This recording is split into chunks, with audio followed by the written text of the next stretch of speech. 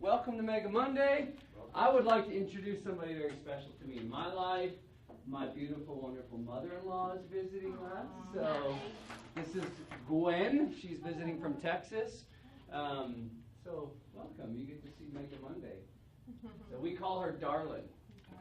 That's instead of Grandma or Gigi or Mima, it's Darlin. So yeah, that's a good one, huh? That's very Texas, isn't it? It's good. It's good to stay in good graces. That's right. That's right. Hi, Miss Debbie. Welcome, welcome. All right, I got lots of stuff to cover today. Anybody got anything to celebrate before we get rolling? Have a good time. That's right, doing first off for last. Hey! Come on, Mama. Make it rain. That's That's right. good. Make it rain. Awesome. Anything else? Anything exciting over the weekend? Had a super busy open house. Good. 25 groups there. How many? 25. Wow. Awesome. Yeah.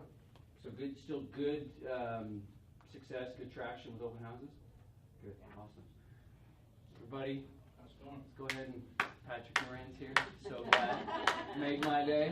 How are you, dude? Good, how are you? Good to see you, man. Good to see you.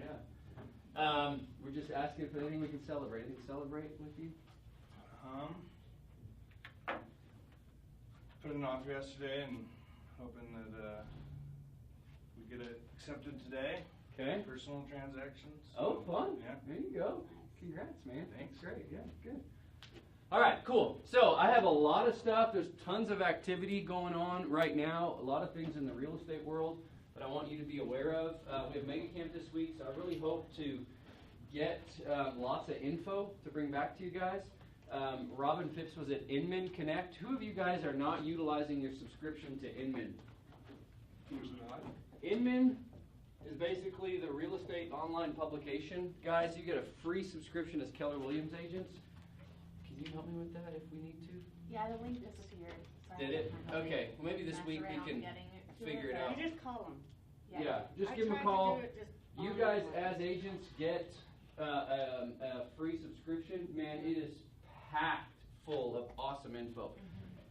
90% of the stuff I talk about on Mega Monday comes from Inman because I'm not that smart. So, all right, cool. Last week we talked about what's happening in our Denver rents, right? Those of you who are here, remember that? It's stupid outrageous. Here's a little clip that I found from the Denver Post to kind of just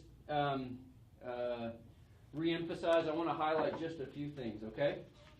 In the Denver Post newsroom, another month begins with a new report examining the high cost of apartment rentals in the Metro Denver area. And this report has Colorado Springs stealing the headline.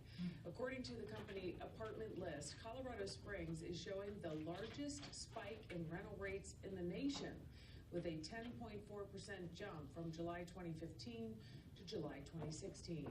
Median rent prices for a two-bedroom apartment in Colorado Springs came in at $1,300 a month. That is a big hike year over year, but still a screaming deal compared to Metro Denver, where Lodo had the most expensive rent in July by a long shot. A two-bedroom apartment averaged $3,300 a month in lower downtown. That's 83% above the median price for a two-bedroom in all of Metro Denver and more than double the national median price. The Highlands neighborhood is second on the list in Metro Denver, with a two-bedroom coming in just under $2,400 a month. Nationwide, the median price for a two-bedroom apartment is $1,300 a month. Seattle, Reno, and Vancouver, Washington are also seeing big jumps in rent prices. So here's the deal, guys. Denver has now tied Boulder for the most expensive rent in the metro area. There are so many things I love about summer. It's when I met my best friend. And we did everything together. Okay, you know it's bad when Denver is on par with Boulder. Yeah. So a 10.4% increase. What can you derive from that demographically? What can you sort of pull from that? 10.4 increase In the rental price that has gone up in Colorado Springs from July 2015 to July 2016. What can you maybe pull from there? Rentals. More demand for rentals. More people moving here. Okay. Do you think people? they're getting pushed out of Denver. I think people are working down the Castle Rock area are living in Springs and right now. That's exactly it. It's cheaper. Think of it, guys. If there's a, what is that? If they're from down or working in downtown, it's $2,000 a month difference. How much fuel can you buy for $2,000 a month? Lunch. So you're doing the 25 shuffle every single day, and you're putting an extra $800 a month in your pocket just by doing that. How crazy is that? I love your car. You're gonna have to love your car. So it's just an interesting thing to be aware of because rental trends always precede what's happening in our actual housing market, right? Because the ones that can't get in just yet are shelling it out just to have a roof over their head. Okay? Interesting little dynamic. I know we talked about it. You know, I would be really aware of the numbers with the rents just so that you can pull good scripts for when you're talking to, especially the millennial generation. Okay? And there's some graphs we're going to look at as to why it's important even now to begin to be able to dialogue around that generation so that when their shift comes, because just like anything, and we'll see, you know, time heals all things, including the real estate market. And so we're going to see some stuff here. I'll show you some really interesting graphs. So, interesting? Yeah? Yeah. Good? Okay. So, one of the things I want to point out that is not related to Denver, guys, there's an amazing article. It was actually by the Sydney Morning Herald. Okay? So this actually came out of Aussie. And they were talking about, you know, anytime there's a shift, there's always innovation. Okay, and we're in the shift, and we're going to listen to Tom Ferry here in a second. If you guys haven't subscribed to anything on Tom Ferry, go to his Facebook page, like him. He's one of the best real estate coaches out there. So is Brian Buffini. Okay, if you guys aren't following these guys, you're missing out on awesome content. So Tom Ferry coaches hundreds of thousands of people. So, okay, so. And anytime there's a shift, innovation always comes, and you're going to see so much more leaning towards the tech stuff. So listen to this. Google has now registered as a licensed mortgage broker in the U.S. This is a big deal. Okay? Here's why. They are now funding Zillow Group. Wow. So, Zillow has a valuation of how much, guys? A lot. That's a good answer. A lot more than I have. Their valuation currently is right around $5 billion. You know how much money Zillow has made? Anybody? Through its lifetime, Yeah, just like 200 billion. 200 billion. They don't make money. Yeah, right? So at this valuation, guys, I'm worth like 20 trillion with those metrics, right? So their revenue is obviously by agents paying into being premier, right? That's how their revenue stream looks like. So on their books, Zillow actually only has right around 570 million in cash. So their cash equivalent, guys, to how much their valuation is really peanuts. It's not very much, okay? So enter Google. How much cash do you think Google's sitting on? More than a lot. More than a lot. $90 billion. This is So, how much cash. they're Cash sitting in the bank. Now we're talking. on. So if you were sitting on $90 billion, what is the safest way to generate a return on that money? Thank you. You become a mortgage broker. Guys, 90 billion is more than I think what the Federal Reserve has in its coffers. Like, that's crazy.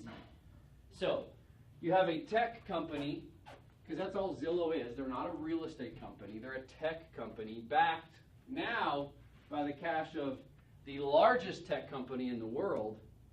What does this begin to look like? So, Google is registered as a licensed mortgage broker in the U.S. and is already working with Zillow to sell home loans. Google has $90 billion in cash. Situating that cash in home mortgages is a way to put that money to work. Okay? Zillow, they know their customers better than brokers. Why do you think that is? Because they have all the metrics. The metrics, People give them their information. left and Freely. right, freely. So for the last 10, 12 years, people have been going to Zillow.com, registering with an email, a phone number, a name, addresses of all the property, like the data that these people have is outrageous. So now, for the last 10 years, you've seen them kind of be in the advertising game, because that's really what they were in, right? They used a technology platform to advertise your listings. Well, now the shift is because they've collected all this data, and now they have the resources with Google. Now the shift is for them to get into the game, which truthfully is brilliant.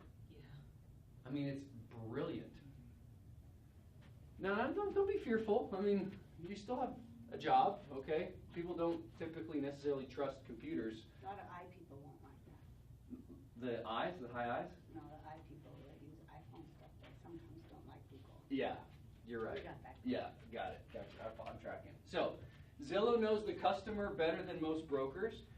Zillow already has Premier agents ready, right? So what I think you're going to see is Zillow go to more of a RE/MAX model.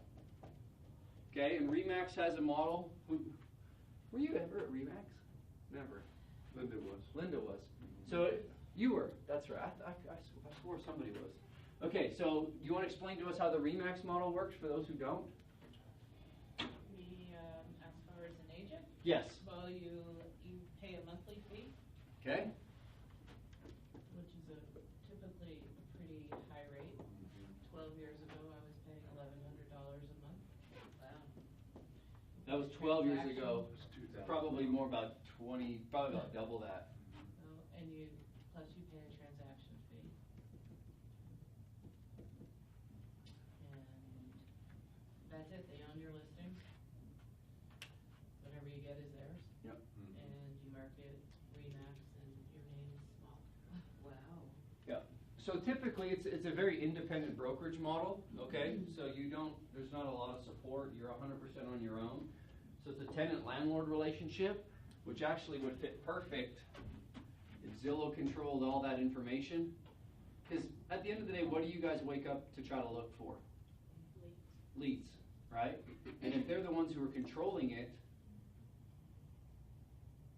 inadvertently, we have given over to them a lot of the power. Okay? So, they already have Premier agents ready. Zillow's broker websites are ready to be IDX driven, meaning that you, as a Premier agent, have your internet data exchange, the number associated with you, to go through the portal. So they're the ones, now backed by Google. You think Google could figure that out, what needs to happen to tweak it, make it good, nice and cute and WordPress and all that kind of stuff, right? So they've got all of that stuff to convert IDX-powered websites, okay? Here's another one. Zillow agents' websites are ready. Because at the end of the day, there are 50 million monthly visitors to Zillow. 50 million. New visitors? Every month. A lot of those are realtors. Sure, yeah. This is a lot of realtors. Okay, so Zillow agent websites are ready. Zillow lead routing and CRM is ready. So they already have the ability to, any Coldwell Banker people in the room? Over? So I was, so we use Lead Router, which basically the brokerage would get a hit that there was a lead, and then your phone would ring or you'd get a text message, and you had like 3 minutes to respond. If you didn't respond, it would get issued to the next agent in line. So that was how they handed out leads. So basically it's the same thing. You've got the portal coming in, here's people, right? Information, registration, address, email goes into Zillow, and then Zillow has the ability to distribute in a lead routing form.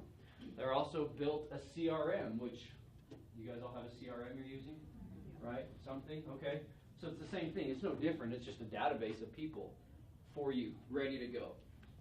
They have transaction management ready. So we are in relationship with dotloop as our transaction manager. Actually, dotloop comes in third in the transaction management technology. Who's heard of ZipLogix, which is like zip forms? Okay, so I was a zip form user, ZipLogix. And then another one is Instanet. I've actually never heard of it. Ever heard of Instanet? So those are the two industry leaders, okay? And they're the ones who are getting into cahoots with Zillow. I thought Zillow owned dotloop. Well, what I'm saying is that they've already got everything situated. So dotloop, yes, is owned by Zillow, but there are others, from what I've read in the article, that who have this, control over the state forms and the local disclosure forms. So basically, the barrier to entry for the transaction management goes away. So they have a solution to that. Okay. So the question is why would Zillow become an online brokerage? Which I thought was an interesting. Like, why do it? Finally make some money. Finally make some money. They capped out on revenue, guys. Because agents are getting smart. So what they're doing is then they're circumventing agents now. Because there's only so much blood you can squeeze out of that turnip, right? If you've got a differentiation, okay, if Zillow is able to accumulate that much cash from agents, it's a very niche world. Well, all of a sudden now they're getting into the play for the public. There's a whole lot more people than there are agents, right? Interesting. So why do it? Because they're capped out on revenue. In January this year, they applied significant pressure to their broker advertising products in a calculated move to switch their revenue stream from agents. Brokers were really not that interested in the leads anyways. They just passed them along to the listing agents. But listing agents and buyers are starved for leads, and we're not total unhappy-ish about the price increases that happened. So now, going into this world having Google back them, Zillow can move forward with their mortgage programs because they are RESPA compliant. They can continue to work with owners and renters to satisfy the property management business, because that's a big part of their business too. Zillow can continue to work with developers with their new home marketplace. Has anybody seen that? I actually didn't even know they had one.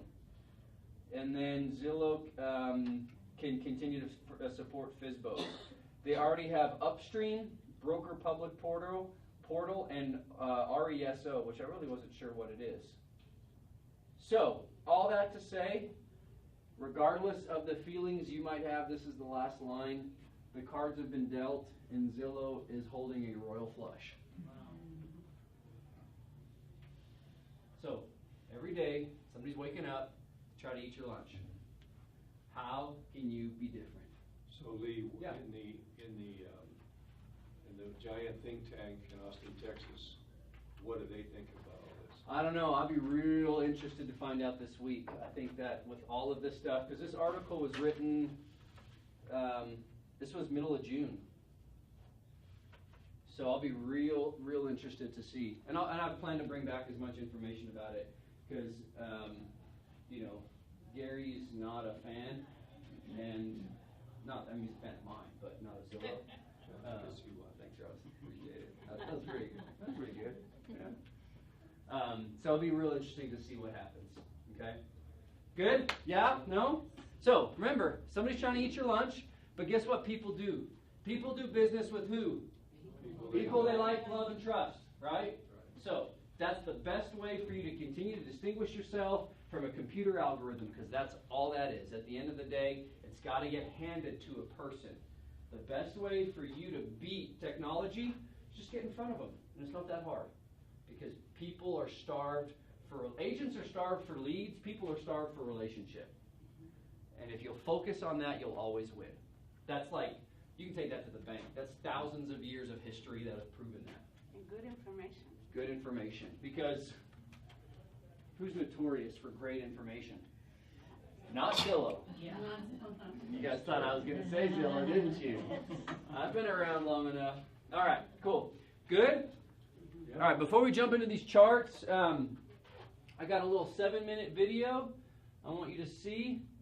So this is Mr. Tom Ferry, and he was talking with a friend of his this is to kind of just talk about a little bit about the shift. There's about 7 great points and some scripts that you can just utilize. So take notes during this, okay? Looks like Buddy Holly. Everybody on Facebook, hope you're having an awesome Wednesday. Had a day just working and writing and getting ready for the summit. Had a amazing conversation with someone I have tremendous respect for. Can you guys hear? Leslie Appleton Young. You would know her, especially if you're in California. She is the chief economist for CAR and just a wickedly bright, super exposed, just beautiful individual. So we were just chatting about stuff, getting caught up on, good times and business and life. And I said, Leslie, I've got you on the phone. I said, I would be a fool not to say to you, some of my clients around the country in the U.S., specifically in California, New York, Florida, etc. I said, those that are working in the super high end, I said, they're feeling some pressure right now from their sellers. They're feeling some pressure, in terms of market constraints. And she said, you're spot on. What are you telling him? And I said, no, you got to tell me first. I said, I know for me, it's obvious. It's Trump versus Clinton. It's Brexit. It's, the super Lux don't need to make any, rash decisions. They can take their time. And she said, actually, Tom, there's like 8 things. And I'm literally going to read you the 8 things right off my notes, because when I talk to someone like that, I take a lot of notes, probably just like you. So she said, probably the word that I would use the most when I was, consulting with my sellers would be the word uncertainty. That buyers in the high-end market are feeling a tremendous amount of uncertainty, and of course, what's causing that? So this was the list she gave me. She said, no order of importance, Tom. It's hard to get money out of China right now, and if you're selling in New York or in Seattle or in San Francisco or in any other place where that, call it 9 to 13% of the market are coming in and buying these luxury properties, then that's going to impact you. Number 2, she said to me, prices in the high end are like the art market, and I thought this was really cool. Great little script, if you will. Prices in the high end are like the art market. Like, prices are basically what buyers are willing to pay. She said, and I think if you keep that in mind, like, it's like art. Like, they're willing to pay what they're willing to pay. And art can be emotional, like buying that oceanfront that you don't need today. Talking to a buddy of mine who has this home listed for $10,800,000, and his agent, who happens to be a client of ours, made a recommendation to drop the price by $1 million. And I said, your home is like a piece of art, and you need a buyer that's going to walk in and fall in love and not be thinking about that price. That's just the reality of it, right? So good little dialogue there. Number 3, she said, Brexit, without a shadow of a doubt. Even though, if you're really paying attention, I don't want to make any comments. I'm not an economist on this, but if you're paying attention, Europe's going to be okay, and England's going to be okay, and it's not the end of the world. But then she said, number 4, terrorism. Terrorism is certainly, look at Brexit, terrorism, hard to get money out of China. This is definitely a compelling case if I want to go have a conversation with any one of my sellers that isn't priced accordingly or not getting the movement or traction or offers that they want. Terrorism is definitely playing a role in how people are making decisions. Obviously, Trump versus Hillary, like if you're in the U.S., if you're not, watching, that shit burrito. Oh! Did I just say shit burrito on the podcast? I think I did. You know what I mean? If you're not watching that, that's creating a tremendous amount of uncertainty. But if you look at your homework, you do your homework, you realize that that's been the case every 4 years, right? Like I said last year at the summit to, 4,000 people live and 50,000 on the live cast, listen to me, make all of your money from January until June or July, because once the election cycle begins, it gets a little wonky, right? It'd be nice if we were like Canada and other places that just pick a new politician and they just go. No, but we have cycles and years of it. So when you have uncertainty, people are more, less likely to take the kind of action that they should take or you want them to take. So uncertainty is the word. Hard to get the money out of China. Prices are like art in the high end. Brexit, terrorism, Trump versus Hillary. She said, now Tom, the other one is it's the wait and see market. She actually said this to me, and I thought this was really interesting, so something you might want to just hold on to and think about how you can script this. She said, you might want to tell some of your clients that they should be telling their clients, if you sell now, you might actually end up leaving money on the table. Think about that. She said, because everything in the economy, even though, nationally the U.S. is like 1%, California has, 2% growth, right? Doing far better than the rest of the country. She said, if you sell now, you may end up leaving money on the table because the market is actually better than the market is behaving. I thought that was an interesting line, that the market is actually better than the market is behaving. Number 8, she said to me, California economy is growing twice as fast as the national economy, only relative to my friends that are watching this that are from California. And then, yep, that was it. Oh, and then check out Rashid Dewan from Georgia Tech, who has been forecasting the real estate market. She said, Tom, I'm going to make an introduction. You're going to love this guy because he has been nailing the market year in and year out, and is kind of the guy that a lot of people are turning to now. So Rashid Dewan from Georgia Tech or Georgia University. Just Google him, right? GTS. So the question of the day is, if you've got sellers in the high end that are sitting, that are not getting the kind of showings, not getting the kind of activity, what are you going to do with this information? I've been telling my clients, it's really simple. Get back face-to-face with your high-end clients and have a real be honest conversation. And here's all it is. Look, this is what's going on. I've done this marketing. I got this many, all the numbers, all the data, right? This is what's happening in the marketplace right now. This is the inventory that's available that your property is competing against. And we have to decide, right? You're a happy seller. Do we want to wait and see what happens through Brexit, through the next round of the presidential elections? Do you want to wait and see? If you don't, then you need to repackage and reposition your property to get it sold, right? So I think it's just time to get really honest with your customers and let them know that there's a lot of uncertainty around the super high-end market and the luxury market. Let's just say the luxury market, not even the super, super high-end. And that's different from my friends in Kansas City than it is from Newport Beach, California, or Toronto, Ontario, Canada. So I hope you found this beneficial. Give me some feedback. Let me know. And I look forward to talking with you guys soon. Take care, everybody. And Leslie Appleton Young, love you. Thanks so much for your time. Bye. Thoughts? My question would be, you really concentrated on the ultra high end. Mm-hmm. Do you feel, or any comment from the room, does this permeate all the way down into the 250 to 350 full body contact MMA tap out range? I mean, what do you guys think? I think it must to some extent. It's the climate. I mean, it was a bit of elitist. Hey, it's good. It's on the ultra high end. It doesn't. There's probably most people in this room are not even going to sell an ultra high end, Sure. maybe in their career. Yeah. So I mean, maybe not. Well, guys, does history repeat itself? Yeah. Are there indicators, the success leave indicators? Right? Okay. Who's heard it, as California goes, so goes the country? Okay, so he's in California, he's in Long Beach. Sure, he's talking about California Association of Realtors. But it's just being aware, you may or may not. And now in Denver, like 700 might start to get you into the luxury. Yeah. So it doesn't necessarily have to be 10 million. I mean, we're in Arvada, okay? You guys are going to not drive more than 50 miles, I hope, because then you start wasting your time. Right? I suppose this would apply anytime we've got a cash buyer. Anytime somebody's Yeah. fish hooks start coming up.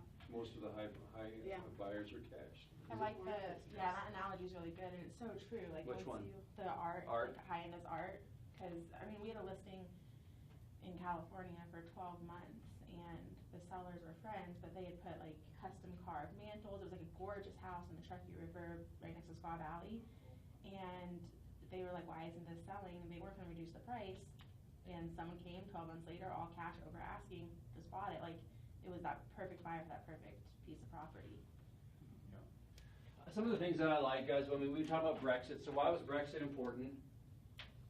Does it affect you if the UK leaves? Does it affect your world today? No. But what did it affect? What did we see? The economy. Did you see mortgage rates jump a little because of the fear?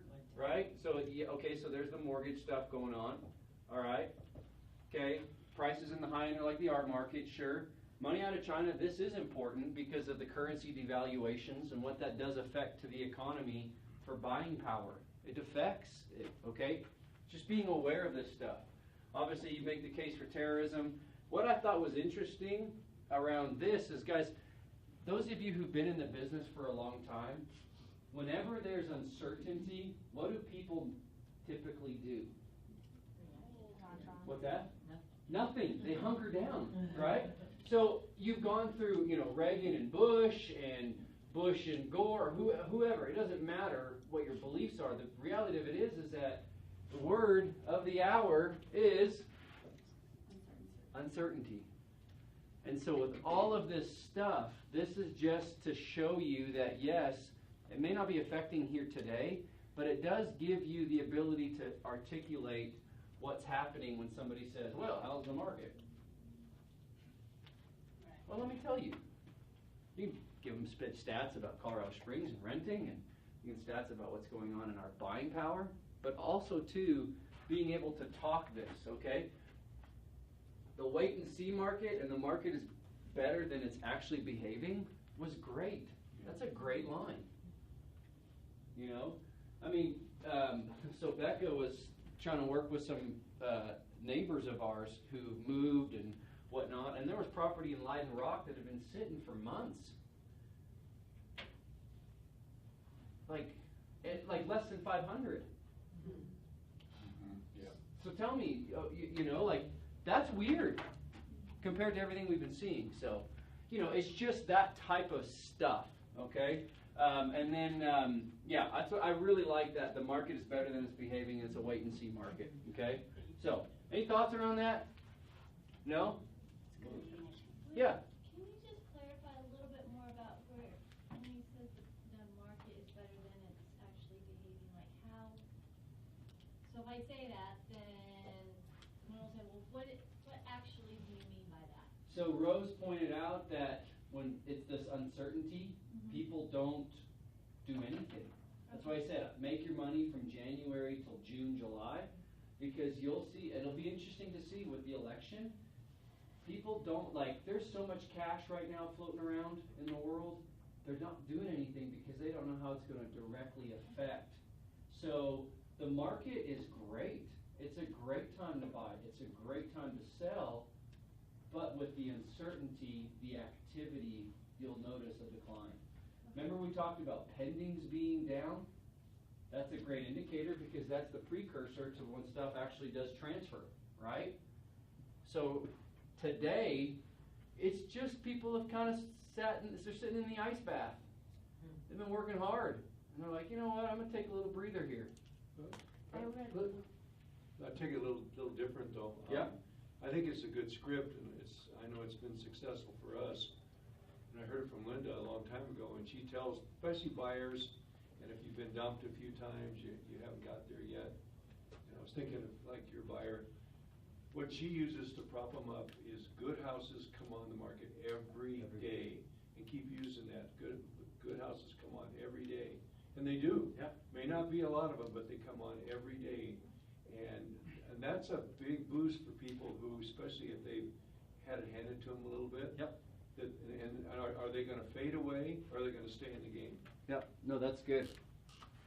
Good houses come on market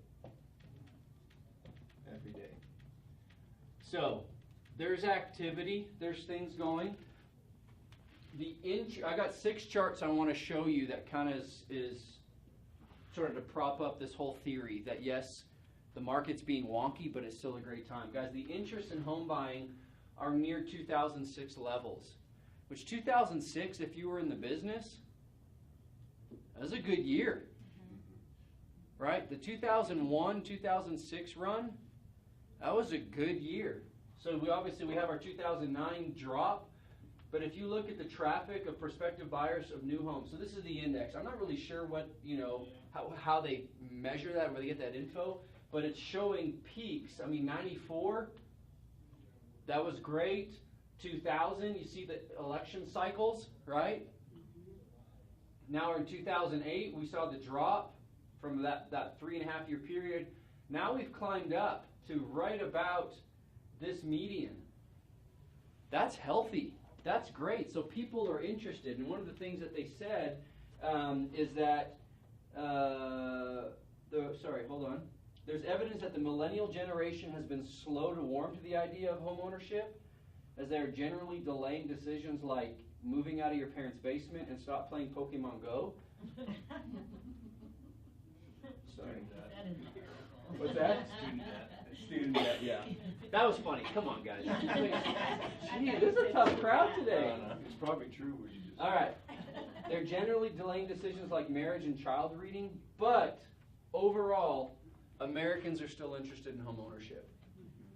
This is why this is important, okay? We've had a recession, okay? We've had a GDP and economic growth of 1.1%. Oops. You had one job, Archer. 1.1%. The problem is that the housing, the market, the housing economy associated with all the natural extenders like labor force, new construction, how much of the economy does it make up? You may want to take a guess.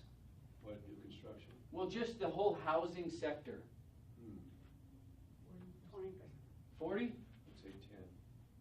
What'd you say, Kathy? I don't remember. I was You guessing. did 20. too. I was guessing. 20%. Guys, it's 1/5 of our economy.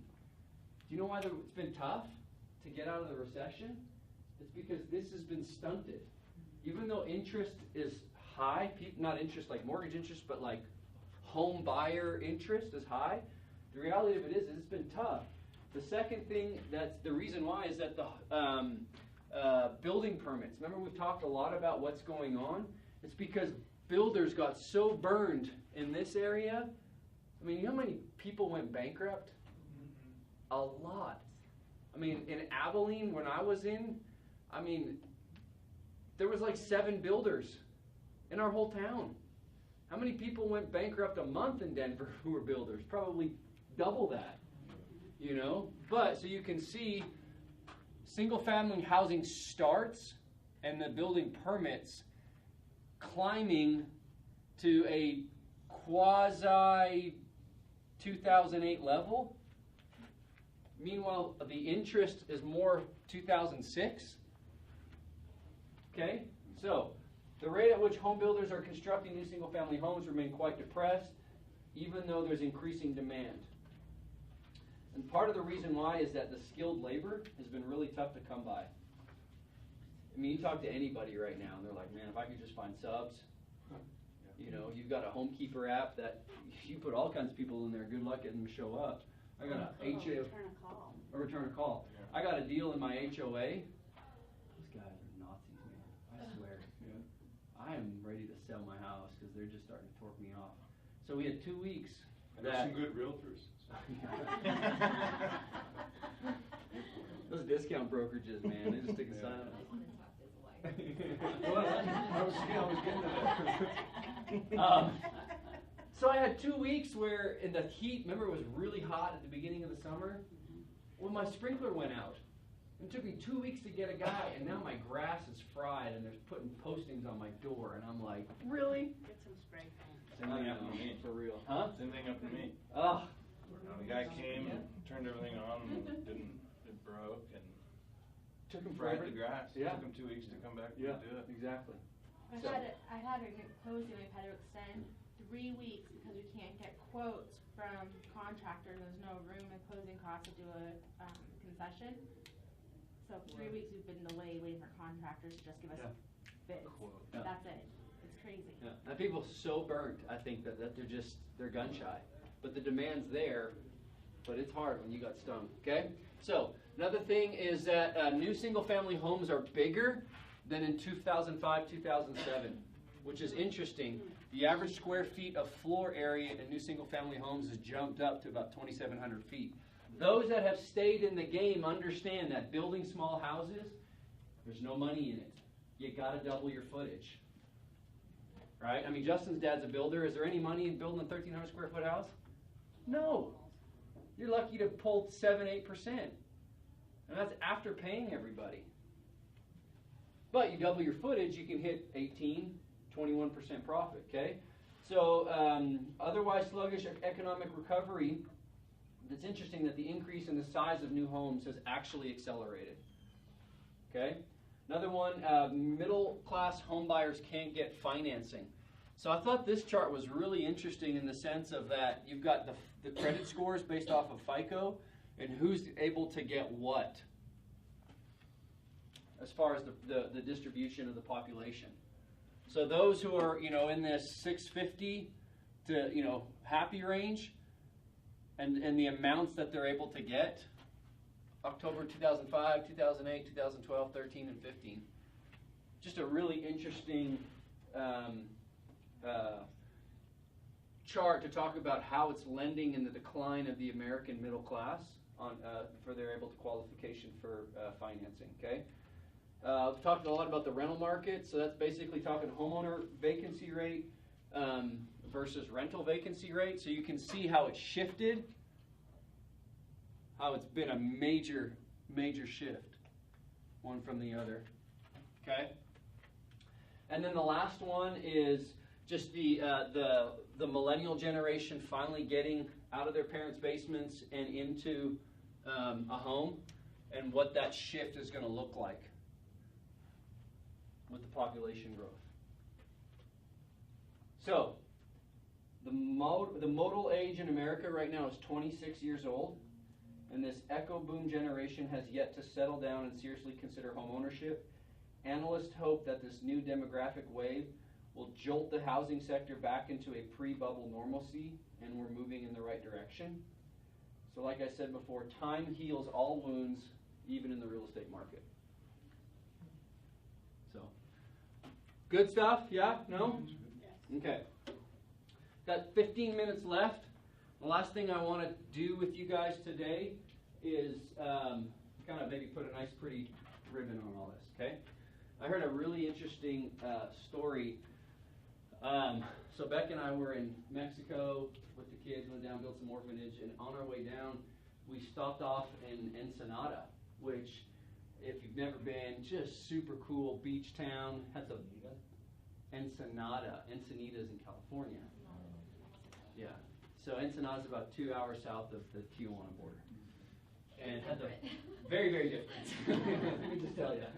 Had the best fish tacos. Anthony Bourdain, you know that guy? So he said the best street food he's ever had is at this fish taco stand in Ensenada, and legit. It was It was. I'd go back just for the tacos. Yeah. It's a long commute, but the tacos. Yeah, the tacos are worth it. So, I heard a story. There was an American investment banker that went down to a coastal Mexican fishing village, and he, sitting on the beach, and there's this Mexican fisherman that comes out of the water, and he's got a couple of handfuls of just good-looking fish, and so the Mexican fisherman, or the American says to the fisherman, he says, "Wow, those are amazing fish that you got. Those look beautiful." And we went to the fish market. It was really cool. And he says, "Wow, you did great. How long did it take you to get those fish?" And he says, "Well, just a couple hours. I didn't have been very long." And he says, "Well, why didn't you stay longer?" "Oh, mister, I've got to get back because, I'm going to sell my fish, and then I'm going to go take a siesta with my wife and play with my kids, and then, at nighttime I got to go down around the city and, drink wine with my friends and play guitar. Like, I got a very busy and full life." And so the American investment banker says to him, "Man, why would you do that? Why wouldn't you just stay out a little bit longer and then make more fish, and then the proceeds from the selling to the fish could buy you a bigger boat?" And then he says, "Listen, I'm an Ivy League MBA graduate. Let me help you with this. So if you stayed out a little bit longer, caught more fish, bought a bigger boat, and then the proceeds from that, you could go ahead and buy more boats and have a whole fleet of boats. And then what would happen is, as you're making all this fish, what you could do is go ahead and create this entity, this empire." Well, the fisherman was like, well, then what? Well, then the next thing we'd have to do is you'd probably have to move away from the Mexican city, or from the Mexican coastal village, and actually move to Mexico City. And then what you could do from those proceeds is go ahead and buy a cannery so that you could get rid of the middleman, so you would own the production, you would own the distribution, and you'd own the whole supply chain. And then what you would need to do is then do an IPO on your company. And you could retire and have millions of dollars. And then the fisherman said, well, then what? And he responded, well, then what you could do with all that money is you could retire from the fishing industry, move to a small coastal town. You could spend a little time fishing in the morning, and then after you've caught your fish for the day, you could, go siesta with your wife and, play with your children and guitar at nighttime and drink wine. Doesn't that sound awesome? I was like, okay. So the point of the story being, I had a really interesting question posted to me, and I want you guys to think about it. The question is, what's your average speed? That's a good story, huh? Get you thinking, right? Huh? The Mexican The fisherman. Mexican fisherman. Guys, what's your average speed? Steady. Steady? Okay. 29.3 miles. 29.3 miles an hour. That's what my car says. That's what your car says? Yeah. So there's this guy, his name is Nathan Barry, and Nathan Barry wrote 3 books in 9 months. It's pretty impressive, But you know what he did every day?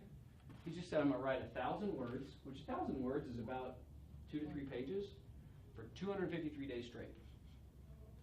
When you guys think of an author, what's the mental picture that comes to your mind? I just want to know, just to see if this goes with my theory. Somebody who's writing all the time, constantly. Yeah, they're on their laptop and just constantly. Hunkered down in a They have cabin, slept, they're like wrinkled. wrinkled, yeah, Coffee stains everywhere. just ripping it out. And there's probably a lot of people that do that, but how long is that sustainable for? If you were to write 20 to 30 pages a day, how long could you really go? Burnout. Real quick, right? So I have the same thing, kind of that maniac in the cabin, and he's just 20 to 30 pages a day. Well, what I would say is that that's maximum speed, right? Can we always go No. on maximum speed? No. So the reality of it is like the difference is far beyond just writing. That affects our lives, that affects our diets, it affects our exercise, it affects our relationships, and affects our business, right? So if you think of maximum speed for agents, and I've been coaching agents for a long time, what does that look like? Like just, let's try to create some parallels. What does that look like for agents when they're running on maximum speed? Running around like a chicken with your head cut off. Okay, but what does that look like? Your cars are filthy. Cars are filthy, okay? Never take a day off. Can't take a day off? Constantly checking your phone. Yep, okay? Can't talk to anybody because it's all rattling around in here. Yep. Well, I think Eat very many good. agents Don't eat very good, think yeah. they're a whole lot busier than they are. Uh-huh. So what I see is that most agents feel this burst of inspiration, especially new ones. They're like, I'm going to do this open house, and I'm going to knock on one door. And like, woo, woo, woo, we did it, right?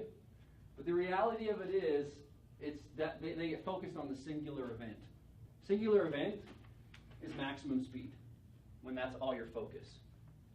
Does that make sense? Mm-hmm. Okay, so track with me. But what if I averaged all of your focus days in the last month? The last 3 months? The last year? What would that look like? Could I write a book? Mm-hmm. Yeah. I mean, this is just for you to think through, okay? And if I could, then what was your average speed? Steady. Okay? Back to steady. What? The slow and steady. Slow and steady. Yep. So, the surprising thing about average speed is that it really doesn't take long to produce some pretty incredible results. Right? Like just staying focused, 2 to 3 pages a day, 1,000 words. How many closings you have this month? Last month. Last month? 7 closings in less than, you've been in business 13 months? Yeah, July 23rd was my 1 year. Anniversary. Okay? So often we waste time and energy thinking we need this monumental effort, okay, to achieve anything significant. So how many of us are guilty, and I do this too, I tell myself to get amped up just on motivation and desire, and to just work harder than everybody else. Okay, maybe I'm the only person. Okay. I'm gonna eat motivation for breakfast. Right? Okay? That's when we hop off and get on another train. That's right. As soon as that fuel's burned up, I'm gonna get off at the next train stop. People who really make progress that I've seen in real estate, they're actually the high S's and C's, which is like 80% of the population. But you know who gets celebrated?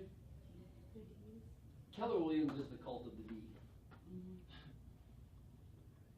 And I recognize that it's the S's and C's that are just, I want to do this, and I want to create a great life, and I enjoy it, I want to help people, I want to come from contribution. They're the ones who actually fare better. Okay? I mean, I can tell you case after case, people that I've coached who are in it, who aren't burnt out, who haven't, stored themselves in a cabin and mangled hair and beards and fingernails that are like 19 inches long, like you're thinking of the author, right? So, Nathan, he wrote 1,000 words every day. 9 months later, he had 3 books. At no point did Nathan work harder than anybody else. Okay? How do we get past the fact that there's really nothing sexy around consistency?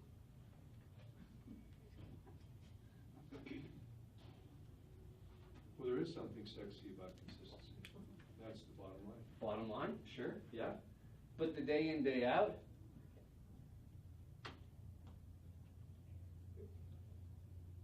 the ones that are consistent don't talk about it. And they say if you talk about money, you don't have it. Big hat, no cattle.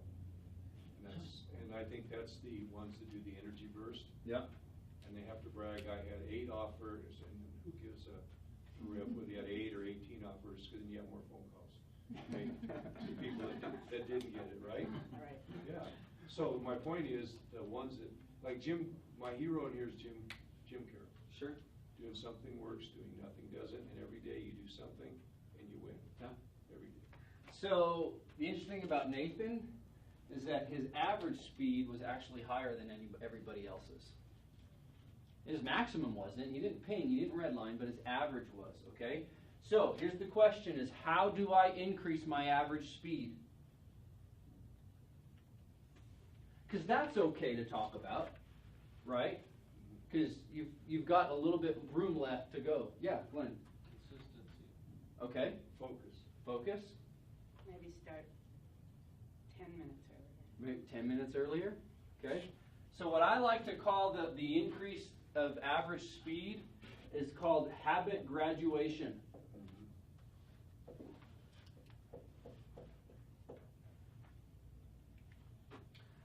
So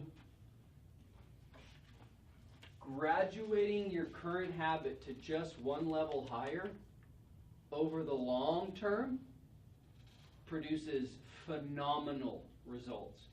If your average speed on your eating is 3 healthy meals a week, what would it look like for 1 healthy meal a day? Shout out to Debbie DeWitt, our Wellness Chair Committee member, who's awesome. Talking about health today. Woo-hoo. I was hoping you'd be here, because I was going to kind of make it all. Gotcha. How about exercising twice a month? What would it look like 1 time a week? What about in your real estate business? What could you do to just stay consistent? Does that mean 5 phone calls for sale by owners? If you're not doing any, how about 2 a day? Okay, to get better at it. What about, people on Craigslist for rent?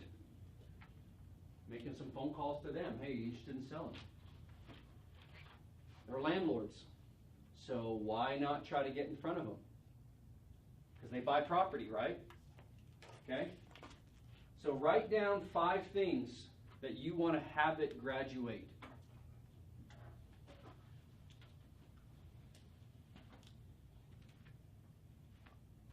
And while you're writing and thinking, I want to just throw out some thoughts. The truth is, anyone can get motivated and push themselves for one day, but very few people maintain a consistent effort every week without fail. The key, guys, is not to judge yourself based on the feelings of guilt or having a lower average speed than somebody else, or that you would like. Create an awareness of what's actually going on, and embrace the fact that a small but consistent change in your daily habits can lead to a remarkable increase over time. The key is just stay consistent, man. Don't compare. So I'm going to show you how to do that, what that looks like monetarily. Okay? Who wants me to pick on them? Okay, I'm going to pick on Carrie. What her new haircut. She looks great. Okay, Carrie. Yes. I have $1 million Okay. right here. You can have $1 million right now. Mm-hmm. Or I'll give you a penny and I'll compound it every single day for a month. Well, you already know I want the penny. Yeah. Why? Because in the long run, I'm But gonna get only 31 days. That's it. Only 31 days. Only 31 days. She'll take the penny. You have $1 million today. That's it. You're done. Mm-hmm. Walk out the door, or a penny compounded for 31 days. I'm a delayed gratification person, so. Who's an instant gratification person? Who'd take the million? Yeah? Think about it. Yeah? Yeah? I can't Okay. do that math. So let's just do this. The math- Let's just do this. Let's call max speed. Can I invest in mine? Nope, you just take it. Max speed, we'll call that the million. Just that caveat. Okay? Good? Yep. Let's call average speed